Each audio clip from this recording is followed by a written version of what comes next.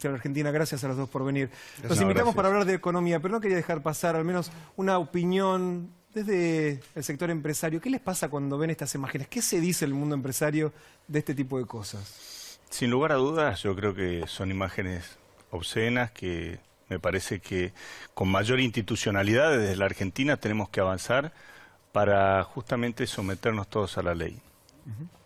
Sí, sí, aberrante directamente. Ahí vemos dónde se están yendo, dónde se fueron miles de millones de dólares que no fueron a parar a la obra pública, que no fueron a parar a hospitales, seguridad, educación.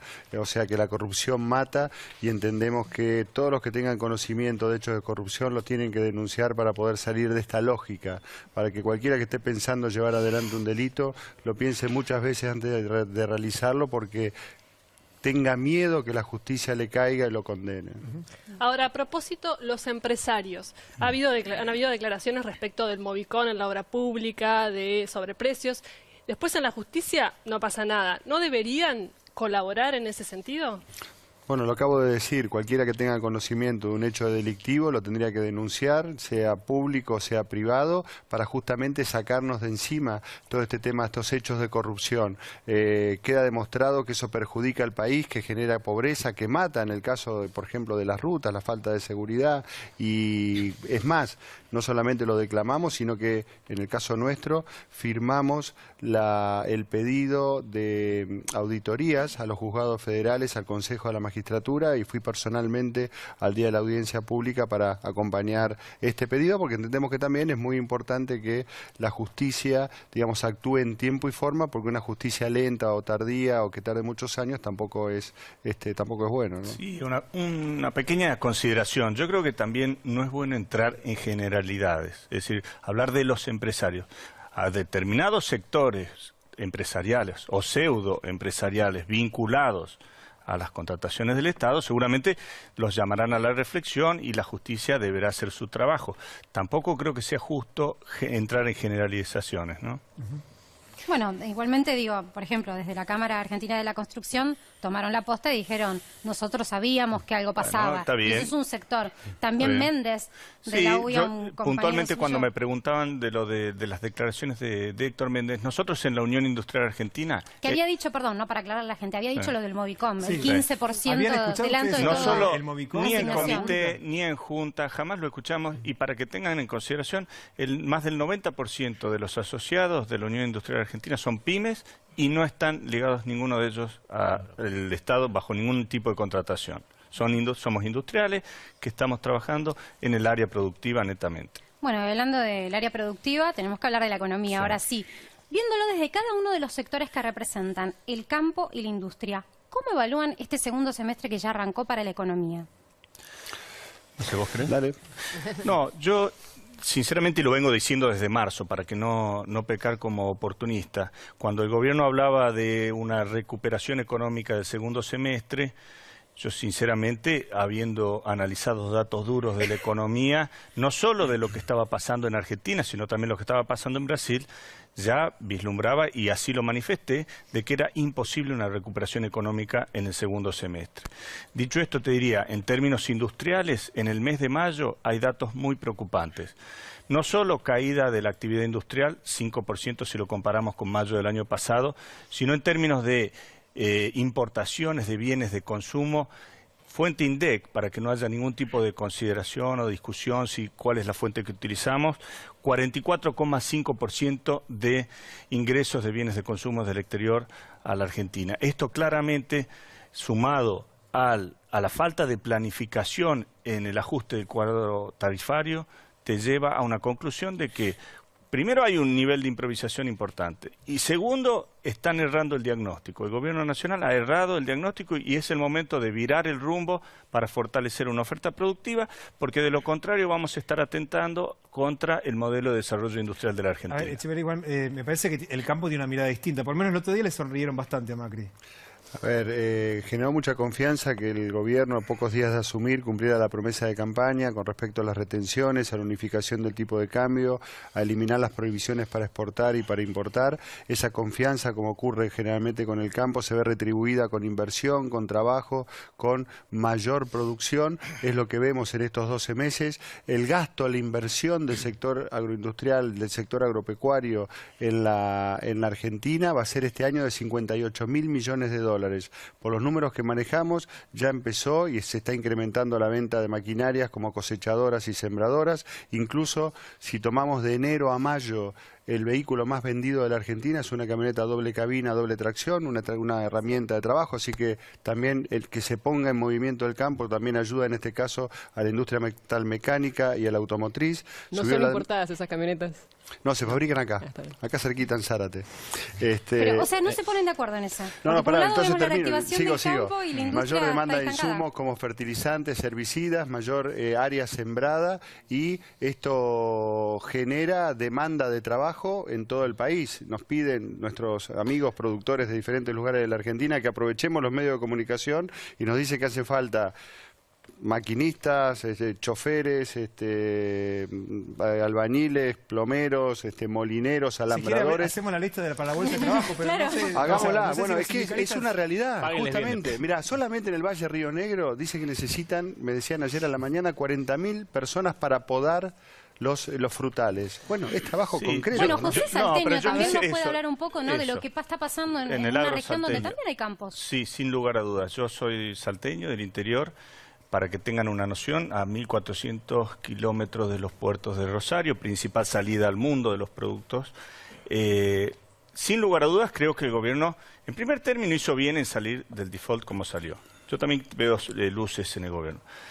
Por supuesto, la baja de retenciones, en el caso del maíz y la soja, fueron buenas. Ahora, no se puede trabajar improvisadamente y sin articular con todas las variables de la economía.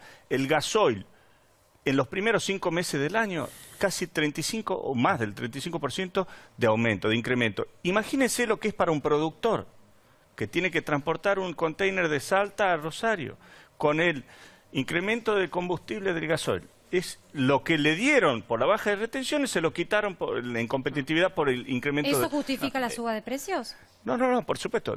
Esto, ¿qué te quiero decir? Saca de competitividad directo, no solo a un productor, ya en este caso industrial, sino también, en muchos casos, a productores primarios. Todos en la mesa quieren preguntar. Empieza Juan. Sí, el ministro Bursail le dijo hace unos días que los empresarios no estaban comprometiendo lo suficiente con el gobierno, ya que uno hablaba de confianza y el otro de improvisación. ¿No hay suficiente compromiso de parte del sector privado con el gobierno, como dijo el ministro? Pero lo que pasa es que para salir de eslóganes en el aire, yo te diría, vamos a los datos duros. Nosotros venimos en el sector industrial hace 4 años con caída o amesetamiento de la actividad industrial y hemos mantenido la fuente de trabajo casi todas.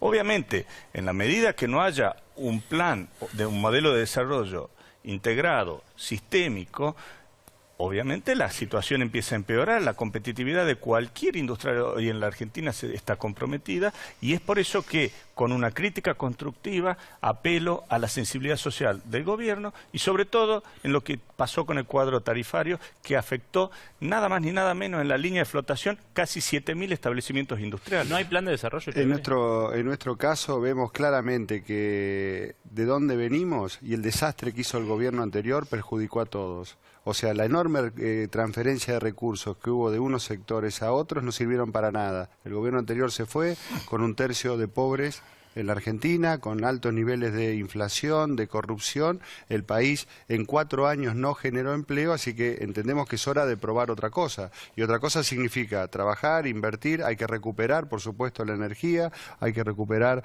todo lo que sea ¿No la están invirtiendo lo infraestructura. suficiente, como dijo Bursaile? Porque Bursaile se quejaba y creo que el tiro iba para el sector Repito, del agro. 58.000 millones de dólares. Estamos invirtiendo este año 158 millones de dólares por día, contando los domingos, sábados y feriados. O sea, bueno, nos encantaría que otros sectores hicieran lo mismo, porque eso genera inversión, genera empleo y genera arraigo en toda la Argentina. Eso es lo que está haciendo el campo, y en la medida que estas reglas de juego sigan, nuestro potencial en 5 años es generar 1.300.000 puestos de trabajo en todo el país. Nos pasa un poquito al tema de precios, porque acá tenemos este dilema de que el productor agropecuario pide más precio. Ahora, no es inevitable que eso termine en la mesa de los argentinos, ¿no? Pasó con la carne, hubo una discusión esta semana sobre el asunto del lomo. Ahora se lo vamos a pasa con el aceite también, ¿Cómo se puede resolver acá ese claramente conflicto? hay un ¿Cómo tema, se hace para que al productor le vaya clave, bien, pero que no le maten el bolsillo a la Hay un tema que clave compra que es en la el supermercado? inflación. La inflación hace que todavía la brecha entre lo que recibe el productor y paga el consumidor es muy grande. O sea que el mayor porcentaje se lo atribuimos a la inflación. En otras, y analizando por cadena... tiene que tener un nombre atrás, ¿no? Hay alguien que está remarcando en toda esa cadena. Por eso, la inflación, los toda la suba de costos sobre costos, eso encarece todo lo que es la comercialización, el transporte, la distribución, etcétera, por un lado. Por otro lado, también hay cadenas donde hay posiciones dominantes de industrias y de comercios que cargan abusivamente los precios y que, bueno, también ayudan a distorsionarlos. O sea, por un lado es importantísimo, pero es evidente que, hablando de la competitividad que decía José, en el caso nuestro, que somos un actor mundial en la producción de alimentos, para poder ser supermercado del mundo y colocar esos alimentos en la mayor cantidad de mercados y generar divisas para el país, tenemos que fijarnos más de lo que pensemos nosotros, qué hacen nuestros competidores. Si nuestros competidores que que están en los mercados hoy, no tienen inflación, tenemos que ir a eso. Si se financian con tasas de un dígito, tenemos que ir a eso. Si tienen una infraestructura que para venir de Salta pagasen $10 por tonelada y estamos pagando 60, 70, bueno, también hay que aspirar. O sea, esas son las normas de competitividad.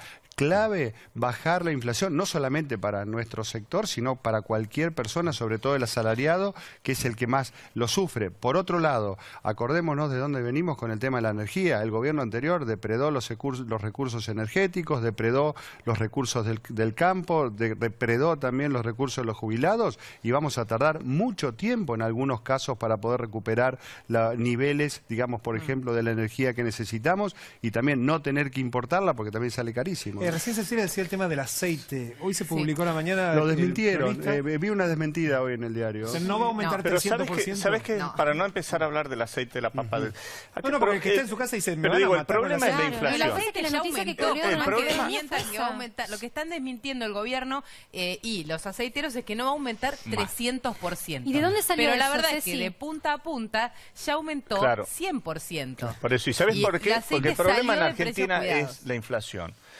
Hay un diagnóstico que hay que ver, y el desafío es cómo convertir esa inflación. Lo que yo apelo y pido es que no sea en detrimento del mercado doméstico. Justamente, eso es lo que estamos hablando. Cuando necesitamos políticas integradas, yo lo escucho. Por ejemplo, la política cambiaria del Banco Central, ¿en dónde? La política monetaria, ¿en dónde? Las tasas, las LEVAC están arriba del 30%. Sí. Y inclusive declaraciones que las van a mantener y las van a ir bajando muy despacio y gradualmente. Y por otro lado, economía, lo escucha el ministro de Economía que dice, antes de fin de año el poder adquisitivo le va a ganar a la inflación. Algunos le están mintiendo. Hay alguien que no está coordinando ahí. Yo Yo lo que pido es seriedad en la planificación del modelo económico, porque al final la inversión, que vos te venías hablando, la inversión, primero que no genera un efecto directo e inmediato sobre la economía real, sino que lleva un proceso. Y ese proceso... Derrame, dijo Aguad. No, ese no es así, es un proceso. Y segundo, que la inversión viene cuando hay reglas claras y seguridad y coordinación de un plan económico. Hoy yo sinceramente todavía estoy expectante de ver un plan de desarrollo económico en términos industriales. ¿Usted no invertiría? ¿Cuál fue el error? O sea, ¿qué medida de fondo tendría que haber tomado el gobierno para terminar con la inflación, con la recesión y con el déficit al mismo tiempo? Bueno, porque... ¿sabes qué? Un modelo de ir por la variante de ir de un modelo de desarrollo y no de ajuste. Por ejemplo, hay un interregno que eran 6, 8 meses en los cuales yo creo que se tendría que desde el gobierno haber sido más agresivo en líneas de créditos productivas. Habría que haber bajado la presión tributaria en muchas de las cargas sobre las pymes.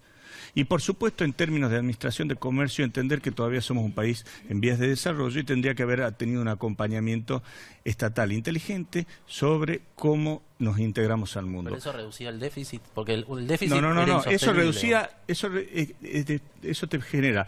La corrección de variables económicas había que hacerla. Te ponen una perspectiva desde dónde hacerla. O lo haces desde el ajuste o lo haces en un país o una economía en marcha. Justamente yo creo es por ahí más difícil, lleva más tiempo, es más engorroso, pero yo creo justamente en ese modelo de desarrollo, no en simplemente poner freno de mano, levantar las tasas exorbitantemente y que se frene el mercado doméstico. Nos queda muy poquito tiempo, pero no queríamos dejar de hablar del lomo.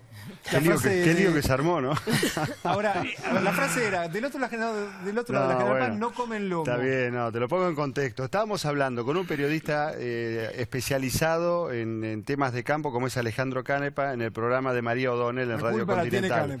Y estamos hablando, no, para nada, soy amigo de Alejandro Canepa y no tengo ningún problema. Pero en definitiva, estamos hablando de cómo podría ser más eficiente el comercio y la distribución de la carne. Entonces decíamos que hoy, mandando una media res, que hay muchos cortes en esa mitad del animal, se mandan todos esos cortes a un lugar y posiblemente no, muchos de ellos no tienen demanda en esos lugares y tienen que volver a las grandes ciudades como Capital Federal, Rosario, Córdoba, etcétera, y que eso encarece el proceso. Entonces, un ejemplo es el lomo, que porque en muchos lugares no hay cultura de comerlo porque prefieren otros cortes, bueno, ese lomo va y después está la figura de un señor que se llama lomero, compra esos lomos en las carnicerías de campaña y las vende acá en las parrillas y restaurantes. O sea, nada que ver, digamos, no abrí juicio de valor. El valor de la carne. Claro, no abrí juicio de valor porque en definitiva es como si hablásemos si a alguien le gusta el mate dulce o el mate amargo, es una cuestión personal. Urtubey vive bastante más lejos de la General Paz.